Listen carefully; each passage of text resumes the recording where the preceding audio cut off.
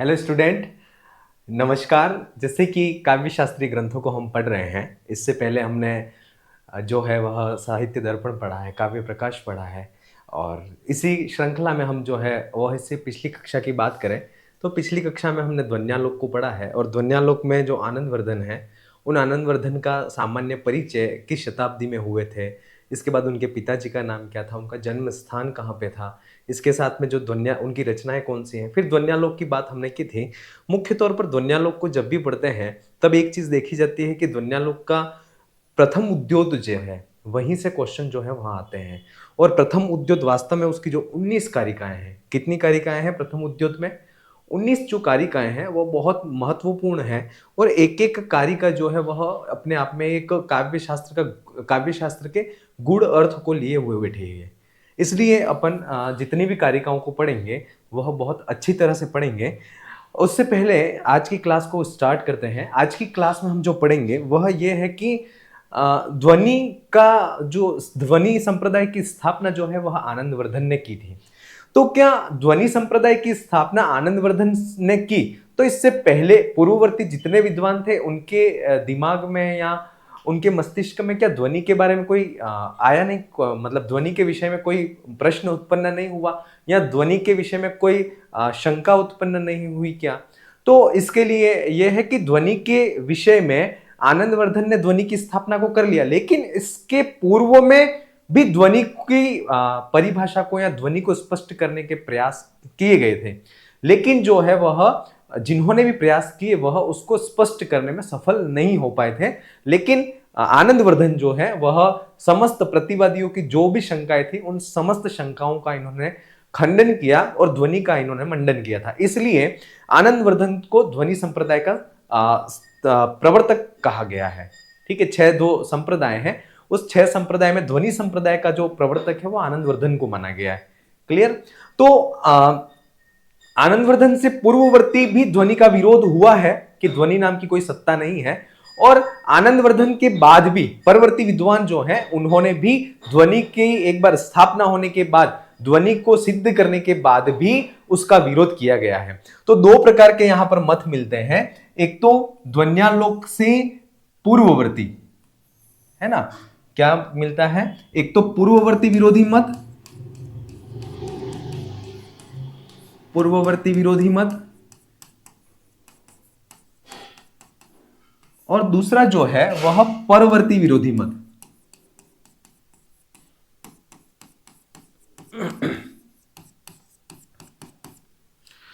पूर्ववर्ती विरोधी मत और परवर्ती। पूर्ववर्ती का मतलब है जो ध्वन्यालोक से पूर्व, ध्वन्यालोक में ध्वनि की स्थापना से पूर्व ही ध्वनि के विरोध में थे। ऐसे कौन कौन से मत हैं? तो इसमें जो है वह 3 प्रकार के मत आते हैं। एक तो आता है अभाववादी, दूसरे जो लोग आते हैं वह है भाक्तवादी,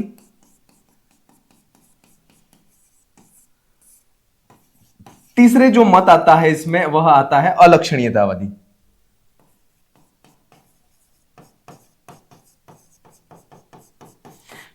पिछली क्लास में हमने देखा था कि काव्य का जो लक्षण है, काव्यस्य आत्मा ध्वनि रीति बुधिर यह समाम्नात पूर्वम तस्या अभावम जगदुरपरे, ये जो हमने पिछली क्लास में हमने देखा था उसमें अभाववादी के लिए क्या शब्द आया है, भाक्तवादी क्या कहते हैं, अलक्षणीयतावादी। इन तीनों का सामान्य सा परिचय अपन देख लिया था कि ये लोग जो है वह क्या कहना चाह रहे हैं। ठीक है, तो ये तो ध्वनि की स्थापना से पूर्ववर्ती है। ठीक है, ये पूर्व में ही उसको ध्वनि का विरोध कर रहे थे।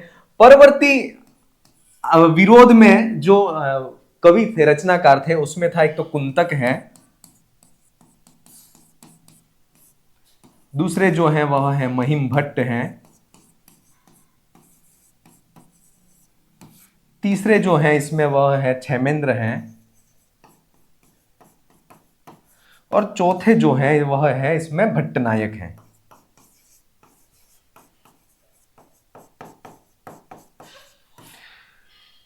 पूर्ववर्ती विरोधी मत में ये 3 मत हैं, और परवर्ती जो ध्वनि का विरोध करते हैं वह ये है, कुंतक है, महिम भट्ट है, क्षेमेंद्र है, इसके बाद भट्टनायक। ये जो लोग हैं वह ध्वनि का विरोध करते हैं, आज भी ये ध्वनि की सत्ता को स्वीकार नहीं करते हैं।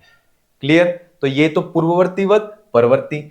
लेकिन यहां पर परवर्ती विरोधी मत का कोई बात नहीं है, यहां पर पूर्ववर्ती जो विरोधी मत है, अभाववादी, भाक्तवादी और अलक्षणिकतावादी, इन तीनों का खंडन जो है वह प्रथम उद्योत में जो है वह इन्होंने किया है, आनंदवर्धन ने। और वो क्या क्या किया है वो आपको बहुत अच्छी तरह से देखना है।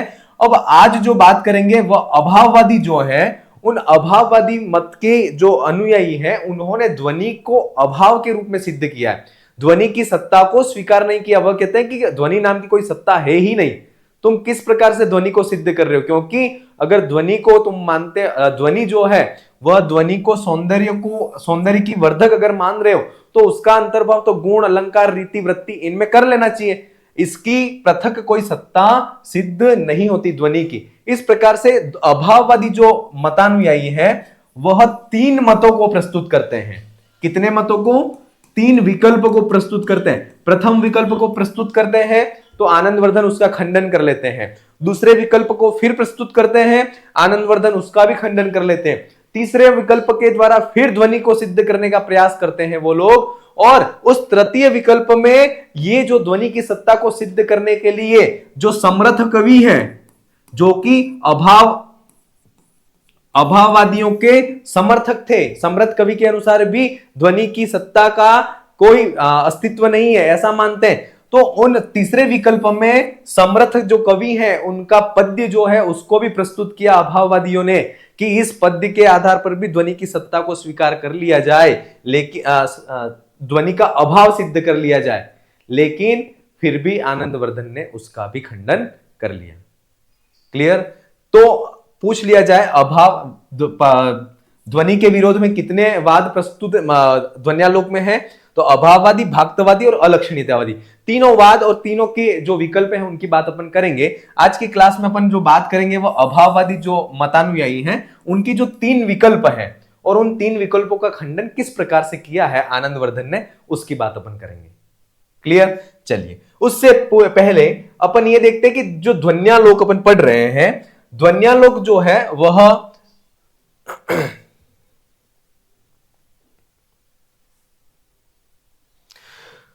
ध्वन्यालोक जो है उसमें ध्वनि का वर्णन है और ध्वनि की जो प्रेरणा है, ध्वनि की प्रेरणा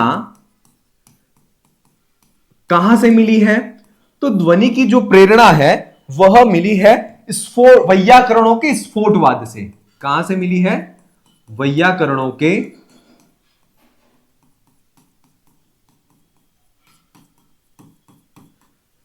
स्फोटवाद से ध्वनि की प्रेरणा को मिली है। स्फोटवाद का तात्पर्य क्या है?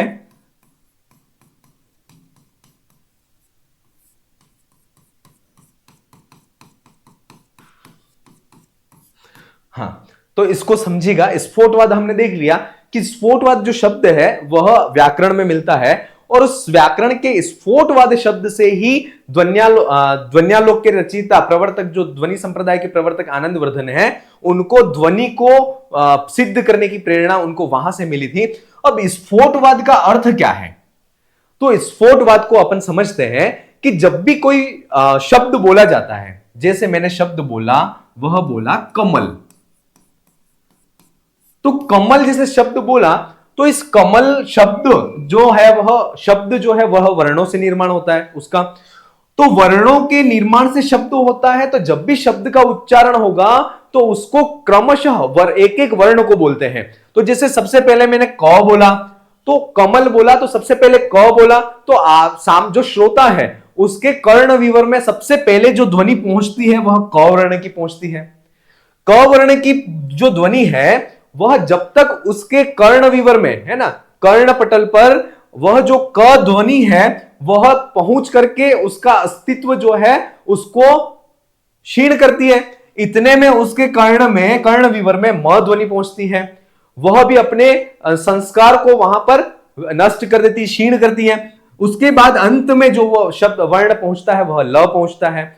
और प्रथम वर्ण, द्वितीय वर्ण और तृतीय वर्ण, इन तीनों वर्णों का एक साथ तो नहीं पहुंचता, एक एक वर्ण उसके कर्ण विवर में पहुंच करके अपने संस्कार को वहां पर बना के रखता है ना, स्वयं क्षीण हो जाता है और अपने संस्कार को वहां पर बना के रखता है। और अंतिम वर्ण के पहुंचने के बाद जो संपूर्ण शब्द का ज्ञान होता है ना। जो पूर्व जो वर्ण थे वह तो अपना अस्तित्व तो नष्ट कर बैठते हैं, लेकिन अपने संस्कार को उस कर्ण विवर में बनाए रखते हैं, और उस संस्कार के आधार पर अंतिम वर्ण के उस कर्ण विवर में पहुंचने के बाद संपूर्ण शब्द का ज्ञान होता है। और यही संपूर्ण अंतिम शब्द के कर्ण विवर में पहुंचने के बाद जो संपूर्ण शब्द का ज्ञान होता है, उसी को स्फोटवाद कहा गया है। क्या कहा गया है? उसी को स्फोटवाद कहा गया है। क्लियर? कहने का मतलब यह है कि जब भी कोई शब्द है, वह शब्द उस शब्द के एक एक वर्ण जब हमारे कर्ण विवर में पहुंचते हैं, पहुंचने के बाद अपने वह स्वयं तो क्षीण हो जाते हैं, लेकिन अपने संस्कार को वहां पर उस कर्ण विवर में बनाए रखते हैं। जब एक एक वर्ण उस कर्ण विवर में पहुंचने के बाद अपने संस्कार को स्वयं क्षीण होकर के अपने संस्कार को बनाकर रखता है, और अंतिम वर्ण जब उस कर्ण विवर में पहुंचता है, और उस अंतिम वर्ण के कर्ण विवर माने कान में जाने के बाद उस अंतिम वर्ण के साथ संपूर्ण शब्द का जो ज्ञान होता है, उसी का नाम स्फोटवाद है। उसी का नाम क्या है? स्फोटवाद है। क्लियर यहां तक? चलिए, तो स्फोटवाद का तात्पर्य हमें पता चल गया। स्फोटवाद का जो किस न्याय पर कार्य करता है, तो स्फोटवाद जो है वह कार्य करता है विचि संतान न्याय पर। किस न्याय पर काम करता है?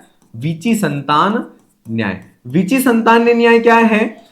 तो एक नदी जो है, उस नदी में पत्थर को फेंके, तो नदी में पत्थर फेंकने के बाद जो है वह तरंग है ना, लहर उठती है, और वह लहर एक बार उठने के बाद अपने संस्कार को तब तक बनाए रखती है जब तक कि वह उस नदी के किनारे पर नहीं पहुंच जाती है।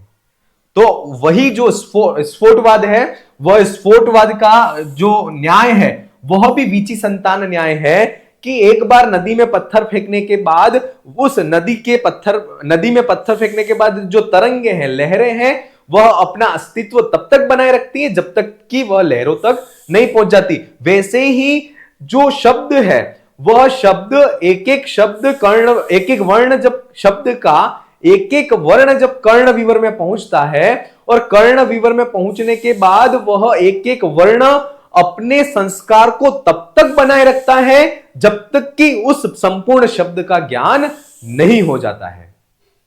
बहुत अच्छी तरह से देखिएगा किसको क्या कहा जा रहा है और क्यों कहा जा रहा है, उसको आप बहुत अच्छी तरह से देखिएगा। अब विचि संतान न्याय क्या है, समझ में आ गया? स्फोटवाद का संबंध ध्वनि से है, क्लियर ये भी। और विचि संतान न्याय क्या है, समझ में आ गया? क्लियर है ना। स्फोटवाद क्या है वो भी हमने समझ लिया, और स्फोटवाद का न्याय, किस न्याय पर स्फोटवाद कार्य करता है, तो विचि संतान न्याय। विचि संतान न्याय क्या है वो भी मैंने चीज बता दी यहां पर। क्लियर?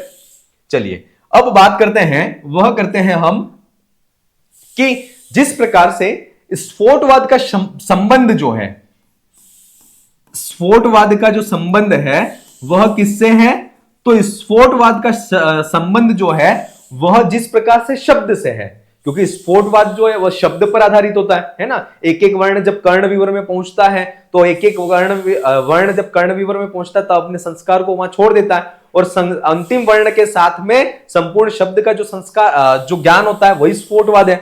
जिस प्रकार से स्फोटवाद का संबंध शब्द से है, उसी प्रकार जो ध्वनि है, उस ध्वनि का संबंध है वह किससे है, तो वह ध्वनि का संबंध जो है वह व्यंग्य से है।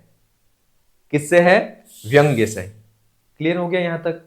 चलिए, तो स्फोटवाद का संबंध किससे है? शब्द से है। तो ध्वनि का संबंध किससे है? तो ध्वनि का जो संबंध है वह व्यंग्य से है। क्लियर यहां तक? जो इंपॉर्टेंट चीज है वो हमने यहां पर देख ली कि जो स्फोटवाद है वो किसको कहते हैं, ध्वनि की प्रेरणा हमको कहां से मिली है, ये सारी चीजें अभी हमने यहां पर क्लियर कर दी। चलिए अब आगे बढ़ते हैं अपन, और अब देखते हैं कि अभाववादी जो है, इन्होंने 3 मतों को प्रस्तुत किया था। तो अभाववादी जो मतानुयायी हैं, उनका सबसे पहला विकल्प, सबसे पहला मत क्या था, इन्होंने क्या मत को रखा है उसको देखते हैं। चलिए, केचिद आचक्षिरन शब्दार्थ शरीरम तावत काव्यम। केचिद आचक्षिरन माने कुछ लोग जो हैं वह कहते हैं, क्या कहते हैं कि शब्दार्थ शरीरम तावत काव्यम, शब्द और अर्थ शरीर वाला जो काव्य है ना, शब्द और अर्थ शरीर से युक्त जो है वही काव्य है, ऐसा कुछ लोग कहते हैं। कौन कहते हैं? तो अभाववादी लोग कहते हैं। क्या कहते हैं? कि शब्द और अर्थ शरीर वाला जो है वही काव्य है। तत्र शब्दगता चारुत्व हेतुओ अनुप्रासादयः प्रसिद्धा एव। कहते हैं कि तत्र वहां पर शब्दगत चारुत्व के हेतु जो अनुप्रास आदि है वह प्रसिद्ध है। अर्थात अनुप्रास आदि अलंकार जो है वह कौन किस प्रकार के अलंकार है? अलंकार दो प्रकार के होते हैं, शब्दालंकार, अर्थालंकार। अनुप्रास अलंकार है वह शब्दालंकार है, और शब्दालंकार होने के कारण अनुप्रास अलंकार है वह, अनुप्रास आदि जो अलंकार है वह शब्द के चारुत्व के हेतु है, अर्थात शब्द के द्वारा सौंदर्य को बढ़ाने वाले होते हैं काव्य में। इसलिए कह रहे हैं कि तत्र वहां पर शब्दगत चारुत्व के हेतु जो है वह अनुप्रास आदि अलंकार जो है वह प्रसिद्ध है, जो कि शब्द में चारुत्व को बढ़ाते हैं, सौंदर्य को बढ़ाते हैं। क्लियर? अर्थगत चोपमादयः प्रसिद्धा एव। अर्थात अर्थगत जो चारुत्व को बढ़ाते हैं वह उपमादय, उपमा आदि जो अलंकार है वह भी प्रसिद्ध है। अर्थात शब्दालंकार जो है अनुप्रास आदि वह शब्द में चारुत्व को बढ़ाते हैं, अर्थालंकार उपमा आदि जो अर्थालंकार हैं वह अर्थगत चारुत्व को बढ़ाते हैं, और ये दोनों चीजें जो है वह प्रसिद्ध हैं। वर्ण संघटना धर्माश्च ये माधुर्यादया ते अपि प्रतीयन्ते। अर्थात कहते हैं कि वर्ण संगठना धर्म रूप जो माधुर्य आदि जो गुण है वह माधुर्य आदि जो गुण है वह भी प्रतीत होते हैं, है ना। फिर तद अनतिरिक्त वृत्तयोपि या केश्चिद उपनागरिकाद्या प्रकाशितः ता अपि श्रवण गोचरम। अर्थात तद माने उन गुणों से अनतिरिक्त वृत्तयो, अर्थात उन गुणों से जो अभिन्न है ऐसी उपनागरिका आदि केचिद वृत्तियां भी प्रकाशित हैं, और तापि श्रवण गोचरा, और वह भी हमारे सुनने में आई है। ये जो है वह अभाववादी अपने मत को प्रस्तुत कर रहे हैं। क्लियर? कि तद माने उन माधुर्य आदि जो गुण हैं उनसे अभिन्न रहने वाली जो कुछ उपनागरिका आदि वृत्तियां हैं वह भी प्रकाशित है, और तापि श्रवण गोचरा, और उसके बारे में भी हमने सुना है। ठीक है। रीतयश्च वेदर्भी प्रभृतय, और रीतियां जो वेदर्भी आदि रीतियां हैं उन वेदर्भी आदि रीतियों के बारे में भी हमने सुना है। क्लियर? यहां वो भी प्रतीत होती है, सिद्ध है। और तद व्यतिरिक्त को अयम ध्वनिर नामेति, अर्थात उससे भिन्न इन सारी चीजों से, अर्थात अलंकार, गुण, रीति, वृत्ति, इनसे भिन्न ध्वनि नाम का ये कौन सा तत्व है? हमारे तो ये समझ में कुछ भी नहीं आ रहा। हमने ये सारी चीजें तो सुन रखी हैं कि अलंकार होते हैं, गुण होता है, रीति होती है, वृत्ति होती है ना। और शब्द और अर्थ जो है वह काव्य का शरीर कहा गया है। ये सारी चीज तो हमें पता है, लेकिन इनके भिन्न जो ध्वनि नाम का कौन सा तत्व आ गया ये तो हमने सुना नहीं है। ये जो है वह अभाववादियों का प्रथम विकल्प था। कौन सा? अभाववादियों का प्रथम विकल्प। जितने ऑप्शन यहां पर जो बता रहे हैं वह आपको बहुत अच्छी तरह से याद रखना है कि अभाववादियों का पहला विकल्प क्या है, दूसरा विकल्प क्या है, तीसरा विकल्प क्या है। तीनों विकल्प आपको पता होना चाहिए। क्लियर हो गया? अब यहां पर तीन शब्द आए हैं। एक तो शब्दालंकार, अर्थालंकार, अलंकार हमें क्लियर ही है। एक तो माधुर्यादय गुण, इसके बाद वृत्ति, उपनागरिका आदि वृत्ति, और इसके बाद है रीति, वेदर्भी आदि प्रवृत्ति, रीति। ये तीन चीजें कौन कौन सी हैं उसको देख लेते हैं। ये यहां तक आपके क्लियर हो गया होगा। चलिए अब आगे बढ़ते हैं। तो एक आया था, नाम आया था, वह था, सबसे पहला नाम था वह था गुण। तो गुण कितने हैं? तो माधुर्य, ओज और प्रसाद, ये तीन गुण होते हैं। ये चीज हमें पता होनी चाहिए, क्योंकि हो सकता है ये वृत्ति में कहीं आया है तो अपन को पूछ ले। दूसरा जो आया था वह आया था वृत्ति। दूसरा क्या आया था? वृत्ति। और वृत्तियां जो है वह है उपनागरिका, उपनागरिका, ग्राम्या और परुषा, ये तीन जो है वह वृत्तियां हो गई। इसके बाद जो है वह तीसरी चीज आई थी, वह आई थी रीति। रीति है, एक तो है वैदर्भी, वैदर्भी, पांचाली और गौड़ी, ये तीन जो है वह क्या है, रीतियां हैं। और ये जो तीनों चीजें हैं वह अभाववादियों के प्रथम विकल्प में ये चीजें तीनों आई थी। क्लियर? इन चीजों को आपको थोड़ा सा ध्यान रखना है, क्योंकि यहां से भी क्वेश्चन, अगर इजी सा क्वेश्चन बनता है तो यहां से पूछा जा सकता है। चलिए, ये कुछ इंपॉर्टेंट बात हो गई। अब पहले मत को इन्होंने प्रस्तुत किया, और पहले मत को जैसे ही प्रस्तुत किया तो उसका खंडन अब विश्वनाथ ध्वन्यालोककार जो हैं आनंदवर्धन, उन्होंने कैसे इसका खंडन किया और उनका कहना क्या था, तो वो कहते हैं प्रथम मत का खंडन।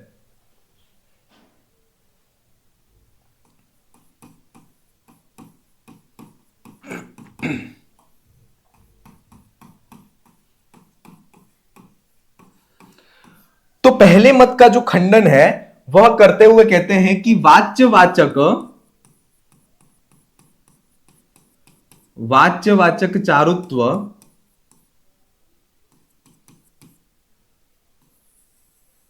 वाच्यवाचक चारुत्व हेतुभ्य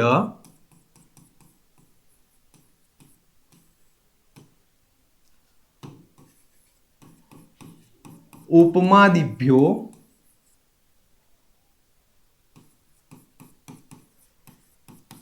अनुप्रासा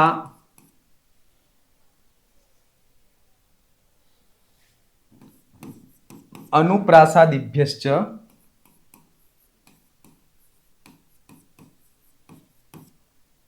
अनुप्रासादिभ्यश्च विभक्त एव ध्वनिर्विषयः।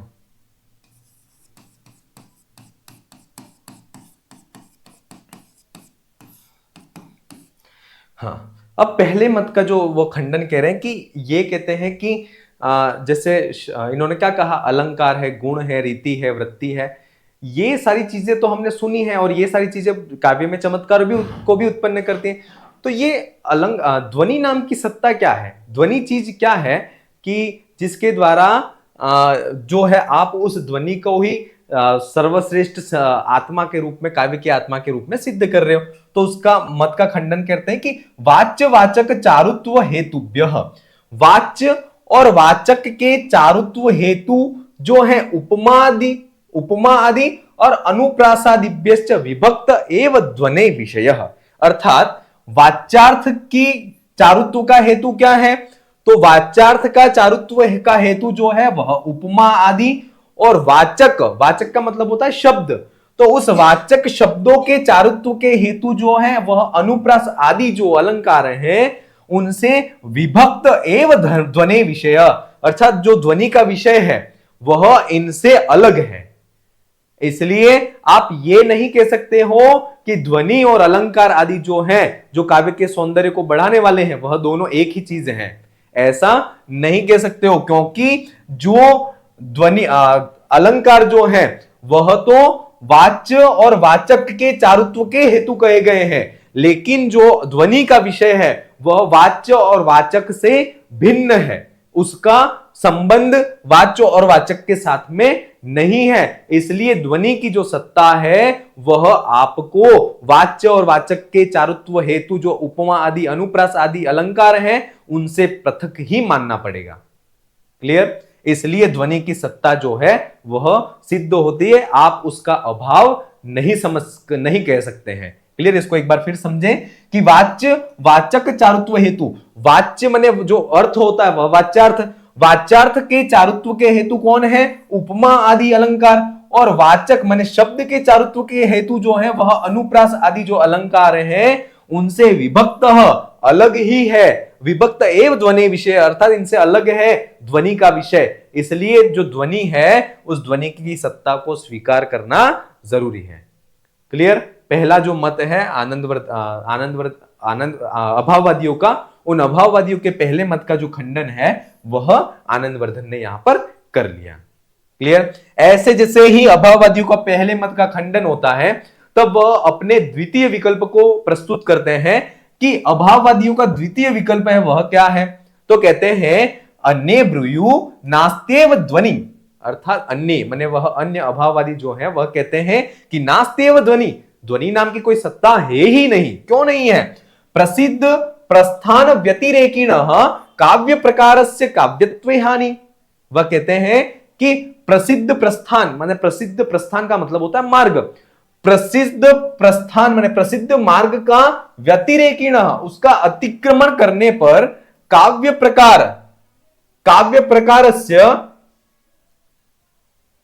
प्रकारस्य काव्यत्वे हानि, अर्थात काव्य के प्रकार में, काव्य के स्वरूप में, काव्य के लक्षण में काव्यत्व की हानि हो जाती है। क्या होता है?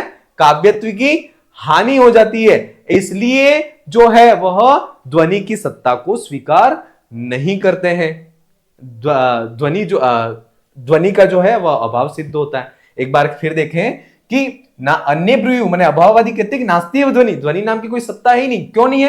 क्योंकि प्रसिद्ध प्रस्थान का अतिक्रमण करने से, है ना, जो मार्ग है ध्वनि काव्य के स्वरूप का, काव्य के लक्षण का, उसका अतिक्रमण कर लें तो उसका अतिक्रमण करके अगर काव्य का लक्षण करें तो काव्य प्रकारस्य, उस काव्य के लक्षण में काव्यत्व हानि, अर्थात काव्य की हानि, काव्य के लक्षण की हानि होगी। क्योंकि शब्दार्थ और शरीर से जो युक्त है, शब्दार्थ शरीर वाला जो काव्य है, शब्दार्थ शरीर लक्षण वाला जो है वही काव्य है और यही मार्ग है। ऐसा ये अभाववादी कह रहे हैं कि शब्द और अर्थ शरीर वाला जो है वही काव्य का लक्षण है और उस काव्य के लक्षण से ये प्रसिद्ध मार्ग है और उसका अगर अतिक्रमण कर करके काव्य का लक्षण किया जाए तो वहां पर काव्य के लक्षण को इस प्रकार से करें तो काव्यत्व हानि, अर्थात उस काव्य के लक्षण में काव्यत्व की हानि होगी, काव्यत्व घटित नहीं होगा।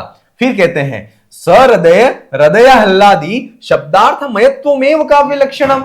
अगर फिर ये कहते हैं ये जो लक्षण है वह अभाववादियों का है, ये बहुत इंपॉर्टेंट लक्षण है और पहले भी भर्ती परीक्षाओं में ये पूछा गया है। ये किसका लक्षण है? तो याद रखना कि ये जो लक्षण है वह किसका है? तो अभाववादियों का है। किसका है? अभाववादियों का। सहृदय हृदयाल्लादि शब्दार्थ मयत्वमेव काव्य लक्षणम, अर्थात सहृदय व्यक्तियों के हृदय को आह्लादित करने वाला शब्दार्थ जो है, शब्द और अर्थ, वही काव्य का लक्षण है। ऐसा अभाववादी जो है वह अभाववादी अपने द्वितीय मत में कहते हैं। चलो, तो फिर कहते हैं कि ऐसा काव्य का लक्षण कहा गया न च उक्त प्रस्थान अतिरेकिणो मार्गस्य तत्संभवति। फिर कहते हैं कि उक्त प्रस्थान अर्थात उक्त मार्ग माने जो शब्दार्थ शरीर को ही काव्य मानते हैं, ऐसे उस प्रसिद्ध मार्ग का अतिरेकिणो अर्थात उसका अतिक्रमण कर करके, उसको न मान करके जो ध्वनि है उस ध्वनि को ही काव्य का लक्षण माने तो ऐसे मार्गस्य तत् न संभवति, अर्थात शब्द और अर्थ शरीर वाला जो काव्य जो है, शब्द और अर्थ से शरीर वाला जो है वही काव्य का लक्षण माना गया। और ऐसे प्रस्थान प्रसिद्ध मार्ग का अतिक्रमण कर करके उस ध्वनि को काव्य का लक्षण माने तो तत्मार्गस्य न संभवति, अर्थात ऐसे उस प्रसिद्ध मार्ग में वह लक्षण घटित नहीं होगा। ठीक है। फिर कहते हैं न च तत्समयांत पातिना सहृदयान काश्चित परिकल्प तत्प्रसिद्ध्या ध्वनो काव्यत्व व्यपदेशः प्रवर्तितोपि सकल विद्वन मनोग्राहिता मवलंबते। अर्थात कहते हैं कि न च तत्समयांत पातिनः, अर्थात ऐसा कहते हैं कि जो ध्वनि तत्व को मान रहे हैं, है ना, तत्समयांत पातिनः अर्थात जो ध्वनि तत्वों की सत्ता को स्वीकार करते हैं, ऐसे सहृदय काश्चित कुछ व्यक्तियों की परिकल्पना कर करके तत्र प्रसिद्ध्या ध्वनो काव्य व्यपदेशो प्रवर्तितोपि, अर्थात ये कहा जाए कि जो ध्वनि की सत्ता को स्वीकार कर रहे हैं ऐसे सहृदय कोई व्यक्ति जो है अर्थात उन सहृदय व्यक्तियों की परिकल्पना को कर करके जो ध्वनि है उसका व्यपदेश उन्हीं में किया जाए। अर्थात ये कहा कि जिनको जो ध्वनि की सत्ता को स्वीकार कर रहे हैं, ऐसे सहृदय जो व्यक्ति हैं उन्हीं के द्वारा वह काव्य का ध्वनि का जो उपदेश है वह प्रवर्तित किया जाता है या प्रवर्तित होता है। ऐसा माने तो कहते हैं कि सकल विद्वन मनोग्राहिता अवलंबते, अर्थात ये बात जो है वह समस्त जो काव्य शास्त्रीय विद्वान है उनके लिए अवलंबन का आधार नहीं हो सकती है। अर्थात ये चीज जो है वह इस बात को वह स्वीकार नहीं कर सकते हैं, क्योंकि जो लक्ष्य होता है वह प्रसिद्ध होता है। ऐसा थोड़ी ना है कि वह एक देश में घटित हो, जो लक्ष्य होता है वह एक देश में घटित नहीं होता, वह प्रसिद्ध होता है ना, और सभी पर लागू होता है। इसलिए ये चीज जो है वह अभाववादी कहते हैं।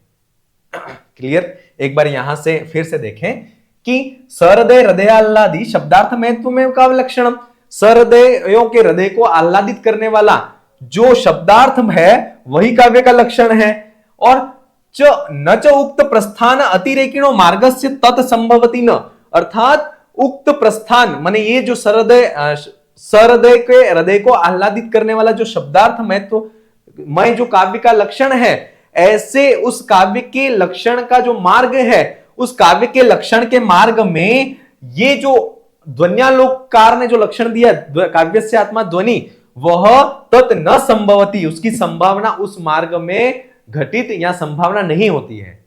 क्लियर? न च तत्समयांत, फिर ये यहां पर ये कह रहे हैं अभाववादी कि जो ध्वनि की सत्ता को स्वीकार करते हैं, ऐसे सहृदय जो कुछ व्यक्ति हैं उनको ही उनकी परिकल्पना कर ले या ऐसा मान लें कि जो ध्वनि का उपदेश है वह उनमें ही प्रवर्तित होता है जो ध्वनि की सत्ता को स्वीकार करते हैं, बाकी लोगों में ध्वनि का उपदेश प्रवर्तित नहीं होता, ऐसा मान लें तो वह कहते हैं कि सकल विद्वान मनोग्राहिता अवलंबते, अर्थात ये बात जो है वह समस्त विद्वानों के द्वारा ग्रहण करने के योग्य नहीं है, या ये जो है वह बुद्धिजीवी जो विद्वान है उनको ये बात सही नहीं लगेगी, ऐसा कहते हैं। फिर इसका जो मत का खंडन करते हैं वह कहते हैं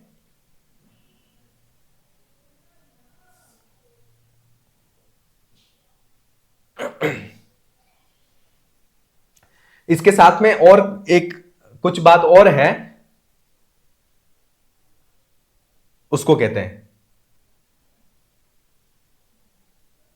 चलिए, अभाववादियों का द्वितीय विकल्प। तो द्वितीय विकल्प ये यहां पर प्रस्तुत किया और इन्होंने कहा कि ये जो बात है वह समस्त विद्वानों के द्वारा मान्य नहीं होगी।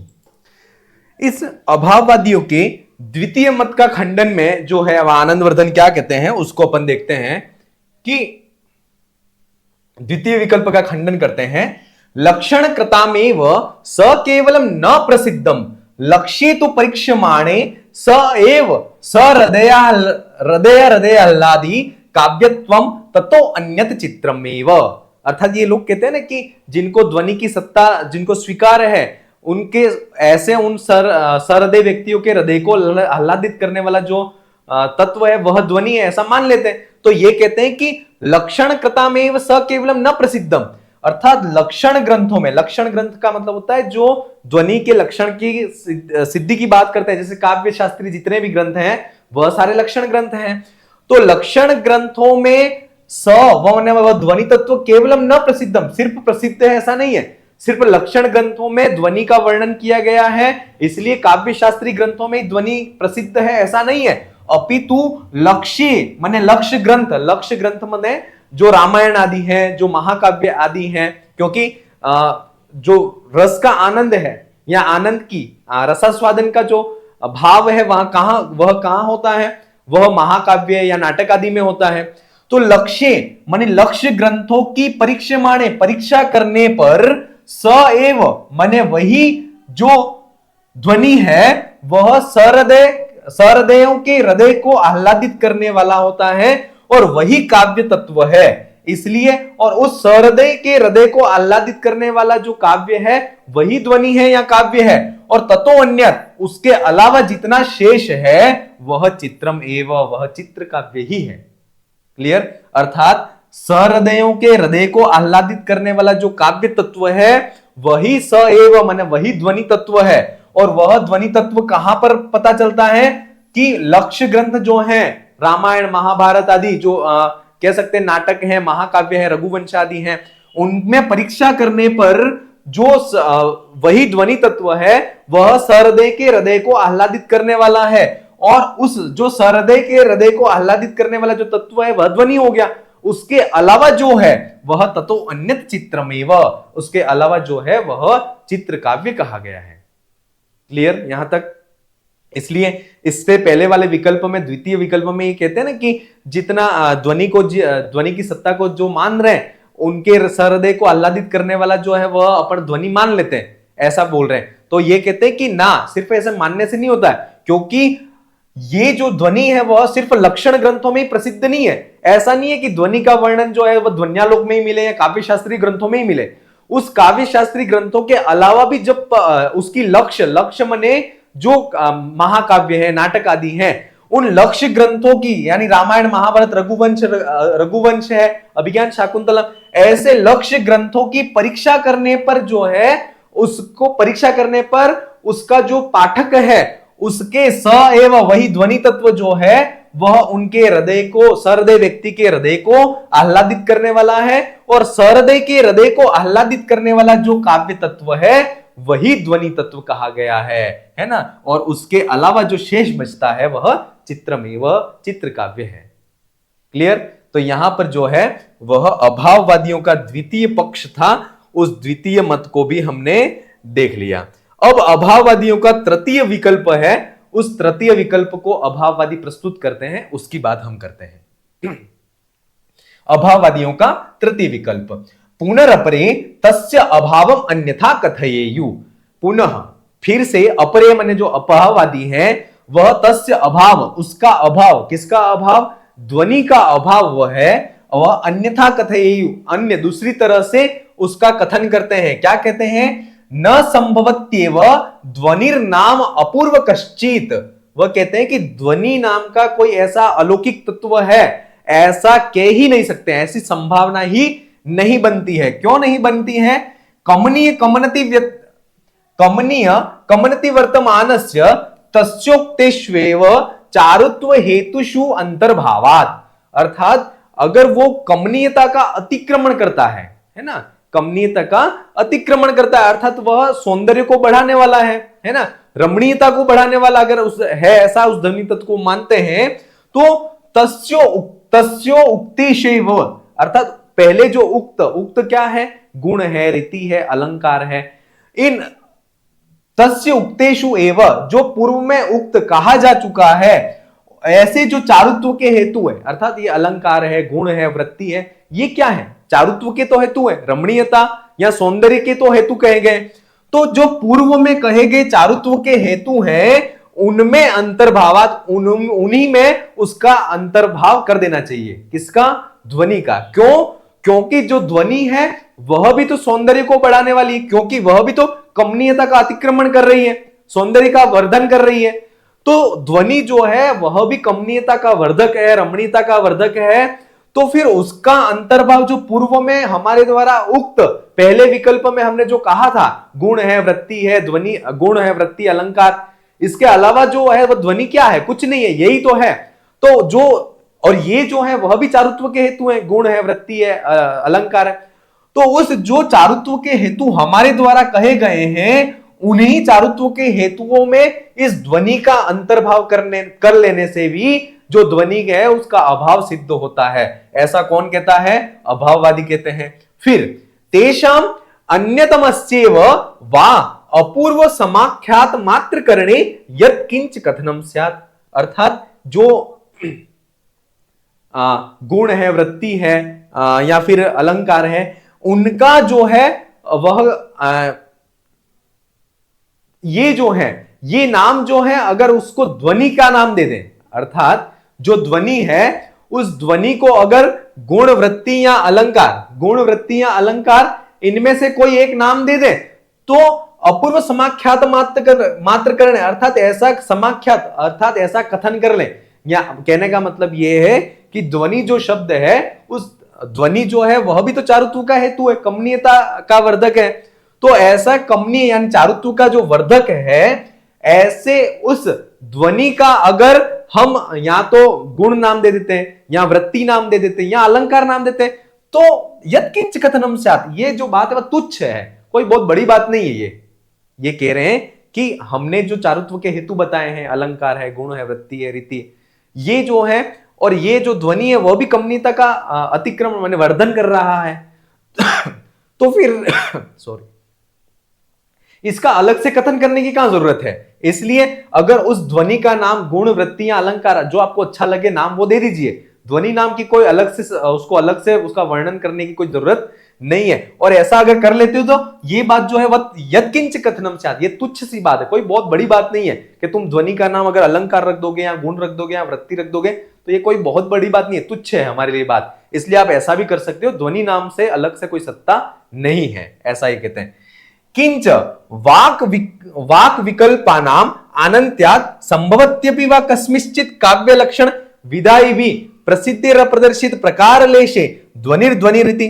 अर्थात कहते हैं कि वाणी की या कथन की अनंत शैलियां होने के कारण कस्मिंश्चित् काव्य लक्षण विधायिभिः, अर्थात काव्य के लक्षण को करने वाले जो विद्वान हैं उनके द्वारा कस्मिंश्चित् कुछ अप्रदर्शित प्रकार लेशे, कुछ मात्र कुछ चीजें हैं वह अप्रदर्शित अगर छूट गई है ना, ध्वनि काव्य के लक्षण को करने वाले जो विद्वान हैं, जिन्होंने काव्य के लक्षणों को या काव्य शास्त्रीय ग्रंथों का निर्माण किया, उनके द्वारा अगर वाणी की कथन की या कथन की अनंत शैलियां हैं होती हैं, और वास्तविक जिह्वा के द्वारा अनंत कथन की शैलियों को बखान करना संभव भी नहीं है, और उनके द्वारा अगर कुछ छोटी मोटी चीजें छूट गई हैं तो प्रकार लेशे अप्रदर्शित अर्थात कुछ चीजें जो है वह अप्रदर्शित हैं, तो ध्वनि ध्वनि रीति अर्थात इस जो छूट गया उसको ध्वनि ध्वनि ये आप कर रहे हो। यद एतद अलिकम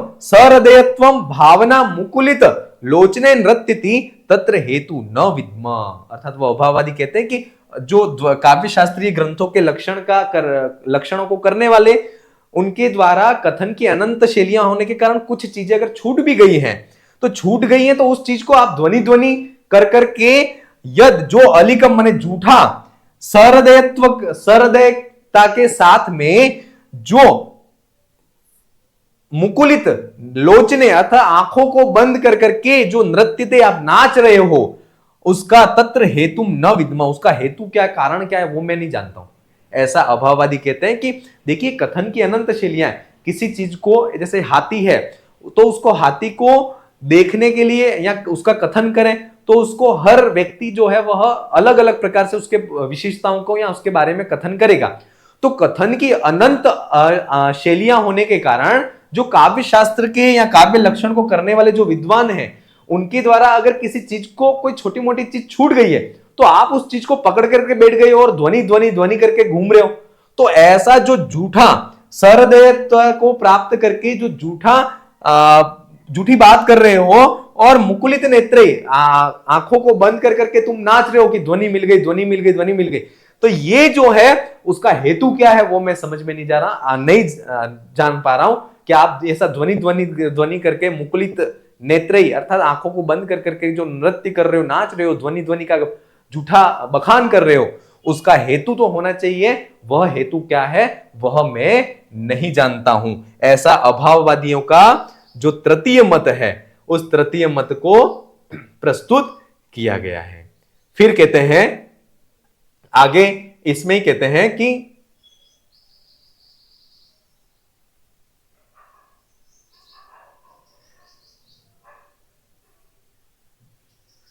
सहस्रशो ही महात्म भी अन्येरलंकार प्रकार प्रकाशिता प्रकाश्यन्ते।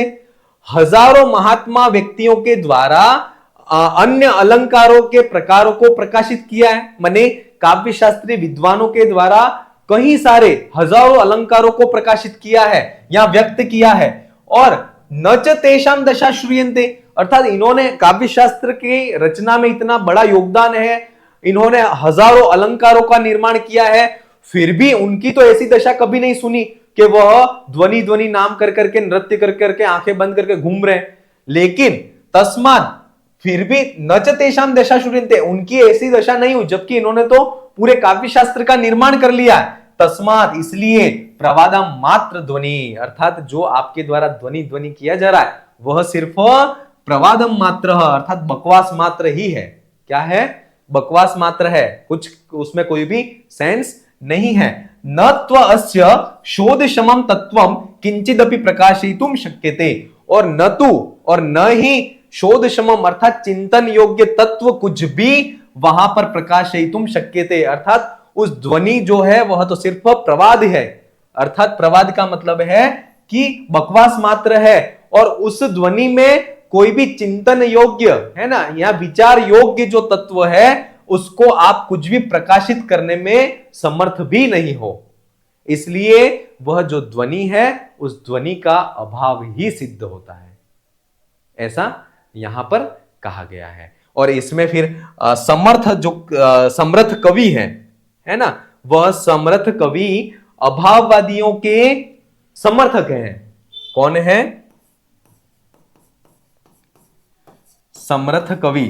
अब वो समर्थ कवि अभाव, ध्वनि के अभाव को सिद्ध करते हुए कहते हैं यस्मिन् नस्ति न वस्तु किंचन मन प्रहलादी सालंकृति व्युत्पन्ने रचिते रचितम न चैव वचने वक्रोक्ति शून्यम च यत् काव्यम त्वद्ध्वनिना समन्वितमिति प्रीत्या प्रशंसनजनो न विद्मो विधाति किम सुमतिना पृष्ठः स्वरूपम ध्वनि।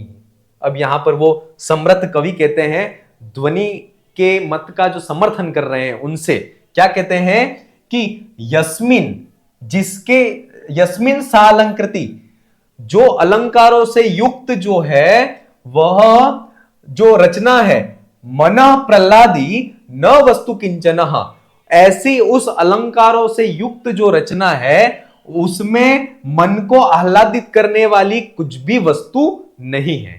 क्लियर? यस्मिन माने जिस, सालंकृति अलंकारों से युक्त, किंचन मन प्रहलादी अर्थात मन को आह्लादित करने वाली कुछ, किंचन वस्तु न अस्ति अर्थात कुछ भी मन को आह्लादित करने वाली वस्तु नहीं है। और व्युत्पन्ने रचितम न च एव वचने, अर्थात जो व्युत्पन्न शब्द के चमत्कार को उत्पन्न करने वाला है ना, शब्द में चमत्कार को उत्पन्न करने वाला है, ऐसे वचने, वचनों के द्वारा, न रचितम अर्थात ऐसे वचनों के द्वारा भी जो रचित नहीं है, और इसके बाद वक्रोक्ति शून्य अर्थात जो वक्रोक्ति कथनों के द्वारा कथनों से भी शून्य है। काव्यम तद ध्वनिना अर्थात ऐसे काव्य, तद काव्यम ऐसे काव्य में समन्वितम इति प्रीत्या प्रशंसन जड़ो, अर्थात ऐसे काव्य से समन्वित जो व्यक्ति है वह प्रीत्या प्रेम पूर्वक, प्रशंसन अर्थात प्रेम पूर्वक उसकी काव्य ध्वनि की प्रशंसा को करने वाला जो जड़ व्यक्ति है, ऐसे उस जड़ व्यक्ति से सुमतिना जो विद्वान है ना, सुमति माने जिसकी बुद्धि अच्छी है, ऐसे सज्जन या विद्वान के द्वारा ध्वनि स्वरूपम पृष्ठ, ध्वनि का स्वरूप अगर ऐसे उस व्यक्ति से पूछा जाए तो किम विद्मो न अभिधाति अर्थात वह उसका जवाब क्या देगा, वह मैं नहीं जानता हूं। ऐसा समर्थ जो कवि है वह समर्थ कवि काव्य अभाववादियों के मत को पुष्ट करने के लिए कहते हैं। क्या कहते हैं? इसका अर्थ एक बार फिर देखें कि यस्मिन सालंकृति अर्थात जिस रचना में सालंकृति अलंकारों से युक्त जो रचना है, उस अलंकारों से युक्त रचना में मन को आह्लादित करने वाली कुछ भी वस्तु नहीं है, और व्युत्पन्ने रचितम वचने न चैव अर्थात ऐसे वह जो काव्य है वह व्युत्पन्ने रचितम अर्थात व्युत्पन्न माने ऐसे शब्दों के द्वारा भी रचित नहीं है जो शब्द काव्य में चमत्कार को उत्पन्न कर रहे हैं, और वह ऐसा काव्य जो वक्रोक्ति शून्य है। ऐसे काव्य के द्वारा अगर ऐसे काव्यम तद ध्वनिना समन्वितम इति, ऐसे काव्य को अगर वह ध्वनि से समन्वित है ऐसा मानते हैं। क्यों मानते हैं? तो प्रीत्या प्रशंसन अर्थात प्रेम पूर्वक प्रशंसा के कारण तद काव्यम, ऐसे काव्य को वह ध्वनिना समन्वितम, ध्वनि से समन्वित है ऐसा मानते हैं। कौन मानते हैं? ऐसे जड़ बुद्धि जो ध्वनि की सत्ता को स्वीकार करते हैं। तो अगर उनको सुमतिना अर्थात कोई विद्वान सुमति जो व्यक्ति है वह ध्वनि स्वरूपम पृष्ठ, ध्वनि का स्वरूप उनसे पूछे तो नो विद्मो अभिदधाति, वह क्या देंगे उसका जवाब, वह मैं नहीं जानता हूं। इस प्रकार से समर्थ जो कवि हैं वह इस बात को कहते हैं। ठीक है, चलिए अब तृतीय मत जो है उस तृतीय मत का खंडन करते हैं और विश्वनाथ कहते हैं, क्या कहते हैं तृतीय मत का खंडन करते हुए, वाच्य वाचक मात्रा श्रेणी प्रस्थाने व्यंग्य व्यंजक समाश्रयेण व्यवस्थितस्य ध्वनि कथम अंतर्भावः। वह क्या कहते हैं कि वाच्य और वाचक के मात्र के आश्रय